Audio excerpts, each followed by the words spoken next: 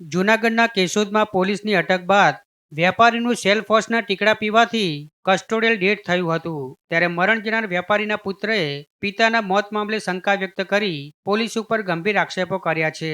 મરણ જનાર ધનસુખભાઈ જયરામભાઈ હિરપરાના પુત્ર પલ્લવ હિરપરાએ પોલીસની અટક બાદ તેના પિતાનું મોત થયું હોય તટસ્થ તપાસની માંગ કરી છે. મરણ જનારના પુત્રએ પોલીસ અટક કરે તે પહેલા તેમના પિતાની તબિયત સામાન્ય હોવાનું જણાવ્યું છે. જ્યારે પોલીસે મરણ જનારની અટક પહેલા સેલ્ફોસના ટીકડા પીધા હોવાની વાત જણાવી હતી. પોલીસે હકીકત જણાવતા મરણ જનારની અટક બાદ તેમની તબિયત લથડતા હોસ્પિટલમાં સારવાર દરમિયાન મોત થયાનું જાહેર કર્યું હતું. ત્યારે મરણ જનારના પુત્રએ પોલીસ સ્ટેશન ખાતે લાવવામાં આવેલી કાર તેમના પોતાના નામે હોય વ્યાજખોરોએ બળજબરીપૂર્વક લખાણ કરાવી લઈ તેમના નામે કરી લીધી હોવાના આક્ષેપ કર્યા છે. સાથે જ વ્યાજખોરોના કારણે તેના પિતાએ મોત વહાલું કર્યું હોવાનું કહી પિતા પાસે વ્યાજખોરોએ બળજબરીથી લખાવી લીધેલા ચેક તેમને પરત મળે તેવી માંગ કરી છે.